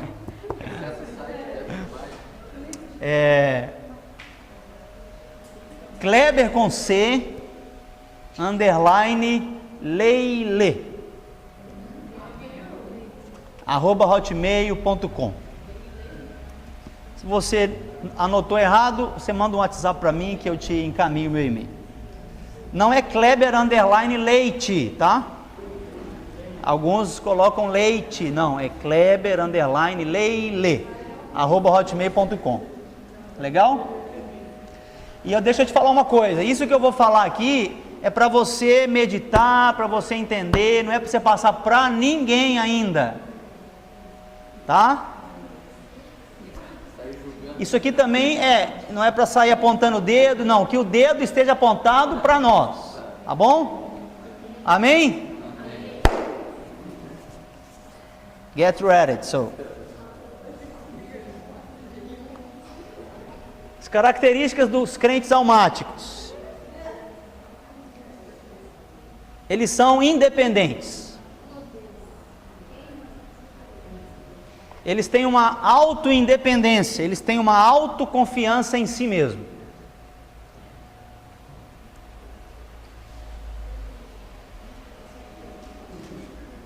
Eles tentam cumprir as exigências de Deus pela sua própria força. Mas nossa força deve vir de onde? De Deus. Mas eles tentam cumprir as exigências de Deus pela sua própria força. O crente almático, ele é orgulhoso. Ele quer se orgulhar de tudo que faz. Quer que as pessoas fiquem dando tapa nas costas. Se fez algo de bom, ele quer ser reconhecido. O crente, eu estou falando de crente, que escova o dente, toma leite quente. Eles seguem os ditos do seu prazer e gosto. É o que eu gosto, é o que eu prefiro, o que eu acho, é o que eu penso, é do jeito que eu quero. Se pastor não está do jeito que eu quero, pode estar julgando pela alma. Nós precisamos julgar todas as coisas. O que os homens falam, precisamos julgar. Agora, gostar ou não gostar, aí já não é mais. Está na palavra ou não? Depende também de como a pessoa que está falando expressa. Talvez ela está falando com tanta raiva e tanto rancor, que aí você fala, puxa, não percebo Cristo. Vamos julgar espiritualmente. Agora, a maioria das vezes, o crente almático, ele é assim. Ele chega e ele quer ser bem tratado logo de início. Se ele não for bem tratado, se ele não receber um abraço, um beijo, ele já vai falando mal, ele já vai falando que aqui não é um lugar bom, e que é assim, aquilo outro. Ele quer ser agradado. E um grande problema das igrejas evangélicas é esse tal de querer agradar as pessoas. Então fazem delas seus clientes. Eu ouvi certa vez de um pastor que quando os visitantes chegavam, eles ofereciam café só para os visitantes, aguinha só para os visitantes. O que esse pastor está dando a entender? Um presentinho só para os visitantes. O que esse pastor está dando a entender se ele trabalha todo domingo com isso? Ele está querendo mostrar que ali ele vai ser muito bem tratado. E isso é um perigo. É bom dar presente, podemos ter uma mesa de café, não tem problema nenhum com isso. Temos que tratar bem, temos que abraçar, temos que amar, temos que beijar, temos que receber bem, claro. Mas muitas pessoas estão validando a obra de Deus pelos seus gostos, se gostaram da recepção, se não gostaram, e não pelo Espírito. Então o crente almático, ele fica assim, poxa, não gostei, eu não prefiro assim, eu não quero assim. Isso está muito na alma. Outra característica, ele não espera a direção de Deus, não espera a direção do Espírito. Ele é afoito e apressado.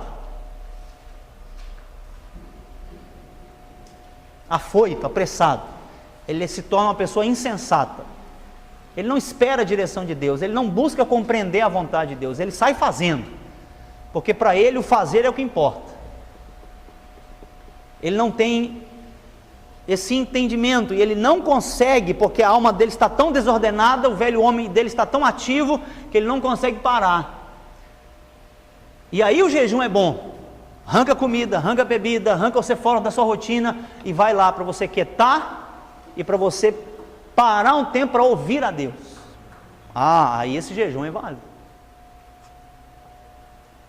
Estão entendendo? O crente almático, ele vive de altos e baixos. Uma hora ele está muito alegre, outras vezes ele está bem triste. Vive de altos e baixos. Isso é um crente almático. Crente almático. Ele vive num total mundo emocional, idealista, ativista.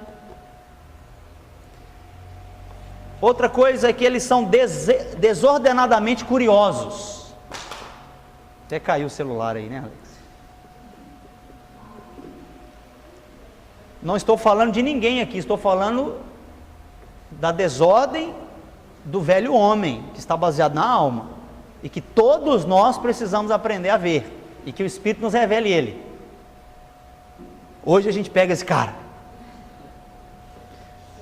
Eles são desordenadamente curiosos.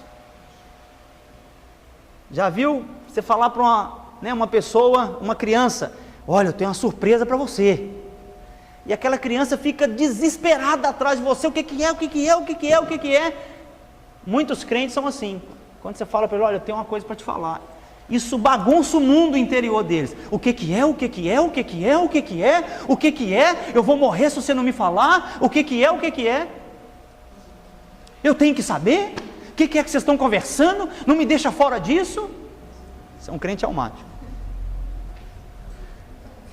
E essa curiosidade, ela também é até no nível bíblico, porque muitos estudam as profecias de Apocalipse apenas para matarem sua curiosidade. Não, eu também sei. Não, eu também quero saber. Então a escatologia torna-se para eles algo para satisfazer curiosidade. Isso é um problema. Devemos saber a escatologia, sim, não para matar a nossa curiosidade. E por isso o YouTube está cheio de especulações aí. Você já viu? Você já viu? Você já viu? Você já viu? Eu não já vi nada e também não quero ver nada. Eu já vi tudo, está aqui. Quero saber de nada que o outro fala. Se o outro está falando algo da palavra, ele está apenas afirmando o que já tem aqui. Então essa questão dos vídeos aí, né? Os Illuminati, vai matar todo mundo. Isso é uma curiosidade que atrapalha. E aquilo outro. E o planeta Nairobi, não é? Essas bobagens aí. Vai acabar, é agora. Isso traz tanta fomentação na alma. Irmãos, o apóstolo Paulo já está dizendo aos Tessalonicenses: cuidado para que ninguém vos engane. E existe muita especulação dos crentes. Cada um especula uma coisa. Não somos chamados a especular nada. Tá? O anticristo está chegando. Eu não estou esperando o anticristo, eu estou esperando Cristo. Quer esperar o anticristo? Pode esperar, ué. Eu não estou esperando anticristo nenhum. E se o anticristo vier e eu estiver na terra, que ele arranque minha cabeça. Tem problema com isso? Você tem problema com isso? Você vai negar Cristo? Então pronto. Se você não vai negar Cristo, e se a tribulação e se o arrebatamento for depois de 7 anos? Não pode. Por quê? Você está com medo de quê? Estou com medo. A nossa vida já não é dele? Morrer não é lucro? Mas pastor, você está falando umas coisas difíceis.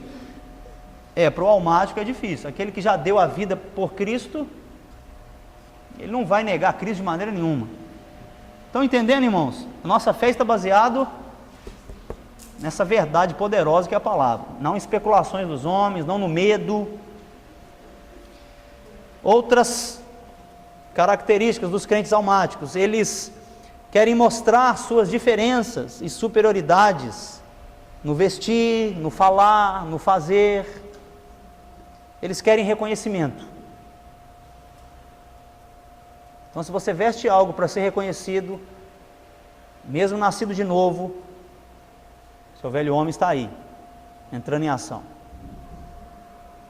Comprou alguma coisa para mostrar para o outro que comprou, seu velho homem está aí. Não é isso que está baseado o mundo? Tem uma propaganda uma vez que apareceu um menininho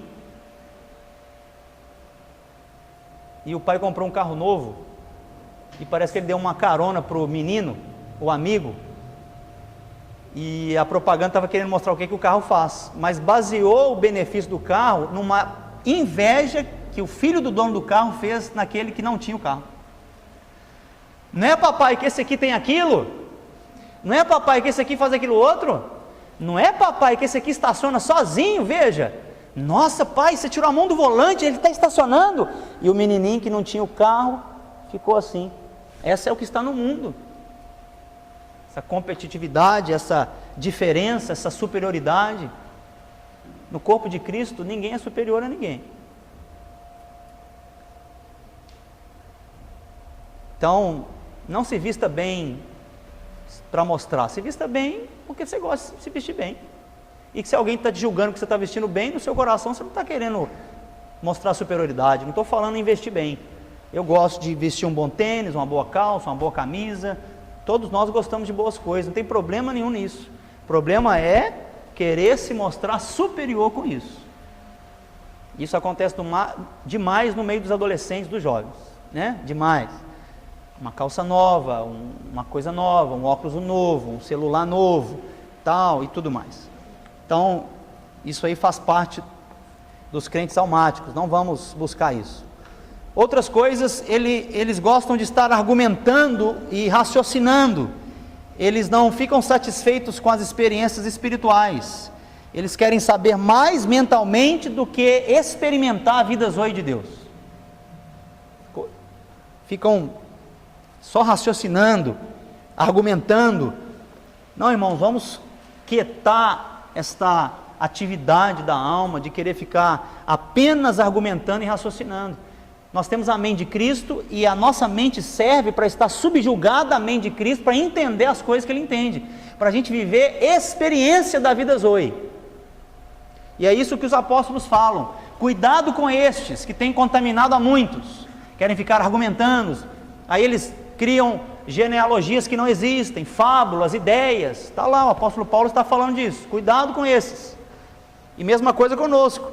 Se a gente gosta só de ficar raciocinando ou só argumentando, vamos parar e prestar atenção se nós estamos experimentando a vida zoe e falando da vida zoe, ou estamos apenas raciocinando informações, argumentando informações, tá? Porque ninguém quer ficar ouvindo o seu raciocínio, as pessoas querem ver Cristo em você. Eu quero ver Cristo em você e espero que você queira ver Cristo em mim, e que as palavras que saem da minha boca, da sua boca, sejam as palavras de Cristo. Amém? Se não é, que a gente fique um pouco mais calado. Outra característica é tem uma atitude de justiça própria. Essa é fácil, né? Uma justiça própria. Eles se apegam tenazmente às suas próprias opiniões. Se apegar às próprias opiniões, eu não estou querendo dizer que a gente não deve reter as doutrinas básicas da palavra. Não é isso. Joga as doutrinas básicas da palavra fora, de maneira nenhuma. Tá? Mas nós devemos estar abertos para entender outros pontos de vista. Como você pensa a respeito desse versículo? E você não está falando bobagem, não está falando bobagem, eu estou aberto, estou querendo ouvir de você. Aí no meio da igreja evangélica hoje tem briga, os calvinistas e os arminianos. Um perde salvação, o outro não perde. E aí ficam brigando na internet, mandando vídeo um para o outro, metendo pau na igreja do outro, na denominação do outro. Não, irmãos, não somos chamados para isso. Eu já mostrei, tem base bíblica para o calvinista e tem base bíblica para o arminiano, não vou ficar brigando por isso. Então, estas brigas e essas argumentações da gente não parar para ouvir o que o outro tem para falar, isso é característica de crente almático. não aceito a opinião do outro de jeito nenhum. Não, eu quero ouvir, você tem algo a me dizer, você viu alguma coisa na palavra, quer compartilhar? Compartilhe. Outra coisa, o crente almático, ele é muito confuso nos seus pensamentos. E isto, às vezes, pode ser gerado até pela influência de espíritos malignos. Ele fica muito confuso nos seus pensamentos. A mente dele é uma desordem. Não está ordenada pelo Espírito. Está ordenada pelos muitos desordenada pelos muitos pensamentos que estão em sua cabeça. Então isso gera medo, insegurança, incerteza, porque está uma desordem na mente. Ele é governado por esses pensamentos, é um crente almático. Não devemos jamais ser governados pelos nossos pensamentos. A vontade de Deus que deve governar a nossa mente. Outra coisa, eles são dispersos. A mente deles foge do controle deles rapidamente. Passividade de mente. A pessoa está presente, a mente dele está vagando longe. Isso acontece várias vezes. Está longe, vagando. Não estou dizendo que se nós estamos passando um problema complicado, difícil, a gente está pensando nisso várias vezes. Não. Estou falando que sempre a pessoa está aqui, mas não está. E ela está bem, está tudo bem, mas estou voando, viajando. Não está presente, está voando o tempo todo. Isso é uma característica de um crente almático. Até quando oram, até quando leem a Bíblia, a mente deles vagueia longe. Está com a Bíblia aberta, lendo, mas está pensando naquilo outro. Está orando com o olho fechado, mas está pensando naquilo outro. A mente deles não está sendo sujeita à palavra de Deus, à vida de Deus. Está voando, viajando, aí ora e não acontece nada, lê a Bíblia e não entende. Mas não acontece comigo. Você está baseado muito na alma. Outra coisa é que eles se comovem facilmente. Facilmente se comovem. Né? Eles são montanhas russas emocionais. Conhece montanha russa emocional? Isso todos nós, uma coisa ou outra nós temos, né? Não estou falando de você, estou falando do velho homem. E que o Espírito nos abra os olhos para ele, para essa atividade da alma.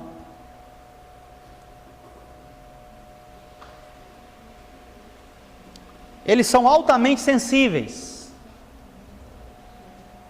Acham que tudo que está acontecendo ao seu redor é como se fosse dirigido para eles. O Zé passou, nem me cumprimentou.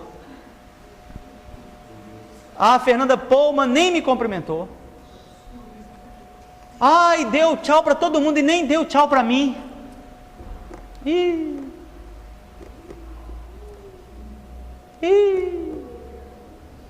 Falou com aquele e não falou comigo. Ele deu 5 minutos para ele e para mim só me deu um beijo e um abraço.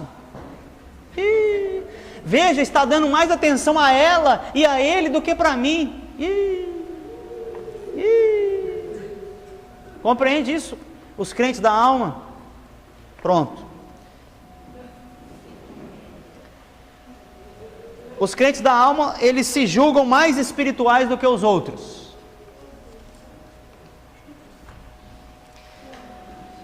E na verdade, quando existe muita emoção no lugar, muita sensação no lugar, eles são bem-sucedidos. Eles não andam pela fé, eles andam pelas sensações. Então ele vem na reunião e ele quer ser movido de uma maneira sensacional. Então por isso o pastor, ele mete o que lá na tela? Um LED 4K. E isso atrai membro para a igreja dele. Sim ou não? Não fala isso não, pastor. Falo.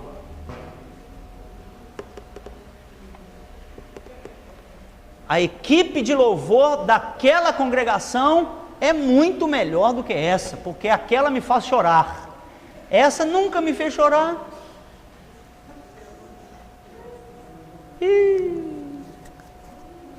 Uma cadeira de lá é melhor, eu gosto de uma sensação melhor, mais confortável. Não, aqui tem umas luzes e essas luzes me deixam mais assim. Na verdade, sabe o que a pessoa está querendo dizer? Ele é um zen gospel. Ela está querendo uma experiência nas nossas reuniões. Irmãos, não tem que buscar experiência nas nossas reuniões, nós temos que manifestar Cristo nas nossas reuniões. E o que nós temos visto nos salões das denominações evangélicas? Sensações em cima de sensações. Isso é um problema. Crente da alma não anda pela fé. Outra coisa, crente da alma é tagarela.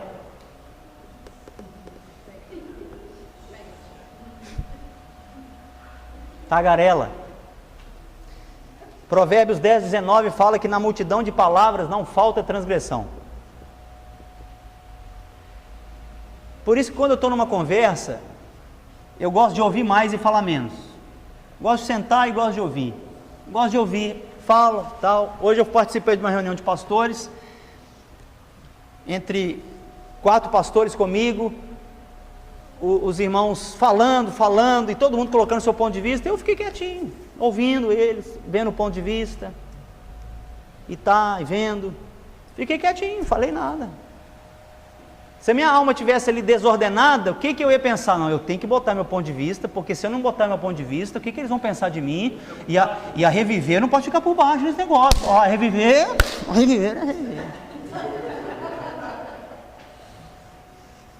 Não, de jeito nenhum. E entre pastores, se você não der uma palavra espiritual, você é considerado Mas eu fiquei tranquilo. Estava ali na reunião, tomando um cafezinho. Ótimo, bacana, e todo mundo falando, até que um falou assim: Pastor Kleber, o que você tem a dizer? Aí eu falei: vocês querem ouvir mesmo? Aí eu falei, ó, nem evangélico eu quero ser. Pastor! Para dar uma choque. Aí depois expliquei, né? Depois expliquei, calma, depois expliquei, né? E aí eu pude expressar. Mas muitas vezes nas nossas conversas a gente não consegue parar para ouvir o irmão, para ouvir a pessoa, ouvir. Algumas vezes é difícil até falar, porque o irmão fala tanto e a irmã fala tanto que nós não conseguimos expressar e falar. Mas olha, não vamos querer falar primeiro não, vamos querer sempre ouvir. Não sabe que Deus te deu 2 orelhas e uma boca?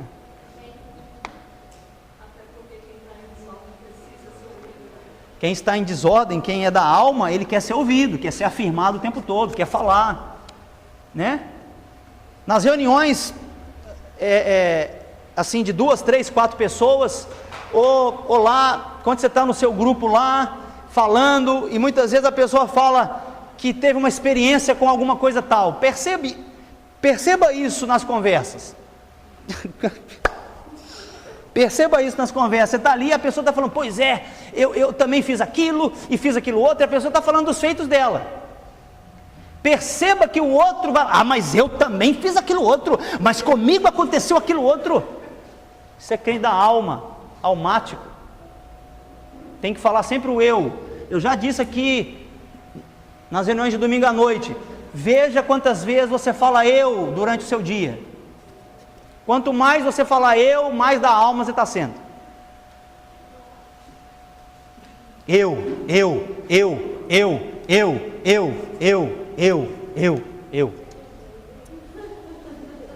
E esse eu está baseado no ego, que nem sempre aos olhos do homem é mal. Compreende isso, irmãos? Ser tagarela nem muitas vezes pode ser considerado algo mal. Essas coisas que eu estou falando, ser orgulhoso, e ter boa aparência, e ser sensível, e chorar, e considerar mais espiritual que o outro, todas essas características aos homens, alguns aspectos parecem bons, nobres, uma pessoa ética, uma pessoa bacana, uma pessoa que se veste bem, uma pessoa que fala bem, uma pessoa que é nobre, uma pessoa... A Bíblia diz que Deus não escolheu pessoas de nobre nascimento.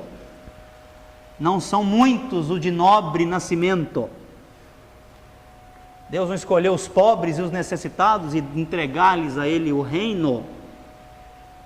Por isso, um dos maiores milagres que acontece é quando um rico se converte. Porque por rico deixar de confiar na sua própria riqueza para confiar em Deus e dar a Deus sua riqueza, isso é o maior milagre que opera no nosso mundo de hoje. Não foi assim com o jovem rico? Estão entendendo o que eu estou dizendo? Isso tudo aí está na página 39, estou abrindo um baita de um parênteses, para a gente entender mais e aprofundando nisso, porque isso é de extrema importância, a gente saber o que a lição 9 está querendo dizer, a diferença entre alma e espírito. Beleza? Não precisa ter todas essas características, porque senão eu estou fora, ninguém tem todas, né? Então todos nós somos, de certa parte, temos que achar esse velho homem e meter esse velho homem na cruz, amém, queridos? Nós não queremos ser nada disso não, eu não estou falando isso aqui para julgar ninguém, para condenar ninguém não, isso é para expor o velho homem, o que o diabo detesta, o que o diabo quer fazer não é deixar que você seja crente, o diabo quer que você seja enganado, achando que está vivendo pelo Espírito e vivendo na alma, isso que o diabo mais quer fazer com os crentes, viver na alma é o que o diabo deseja, baseado nesse ego, na força natural do homem, tá?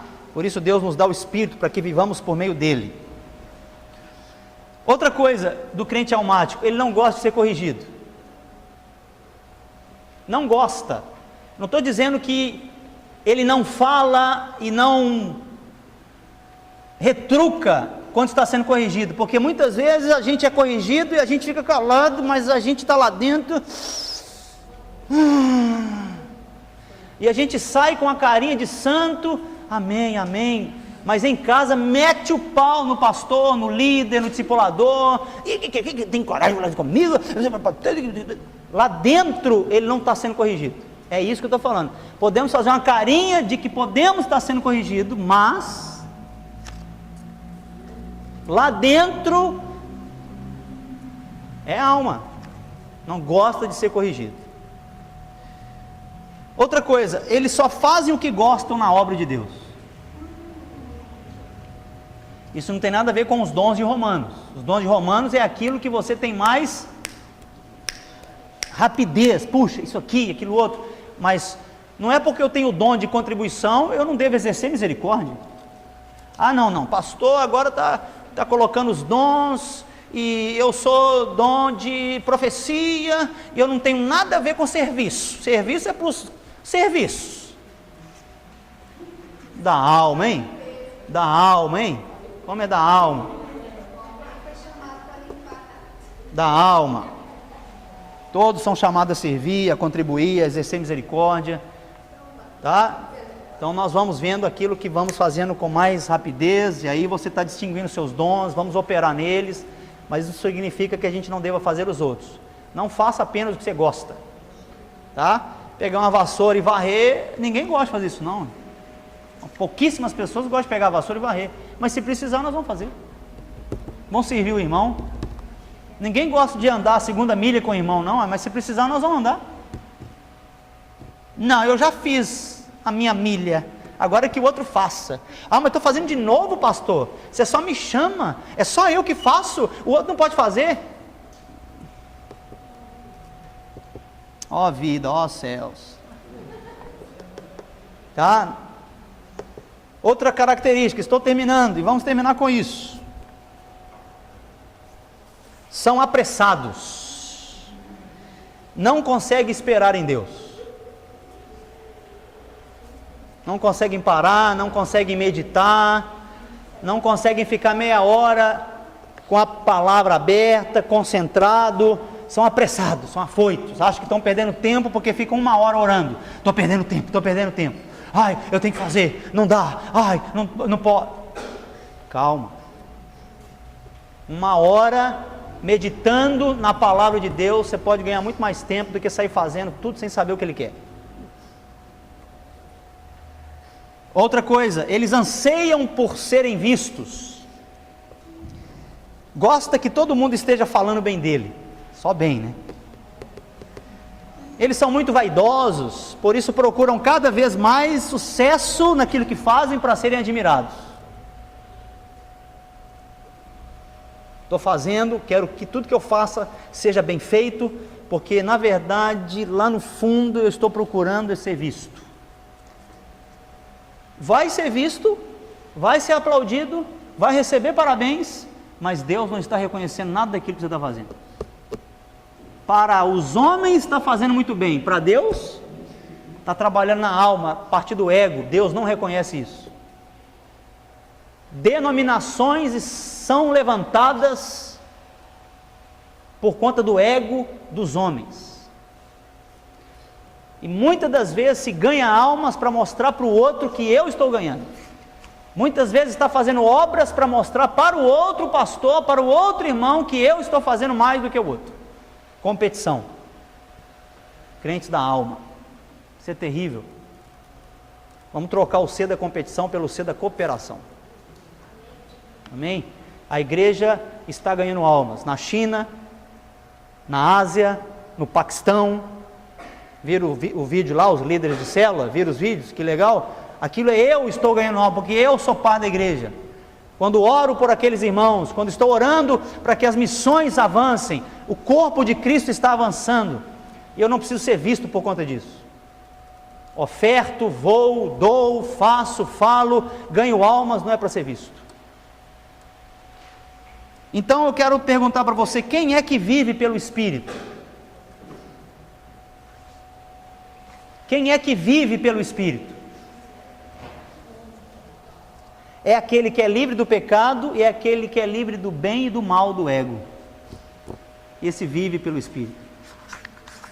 Porque tudo que eu falei aqui aparentemente pode ser bom, mas aos olhos de Deus é mal. Não presta, não resolve, não faz o evangelho avançar, não faz o reino de Deus avançar, não é cultura do reino de Deus.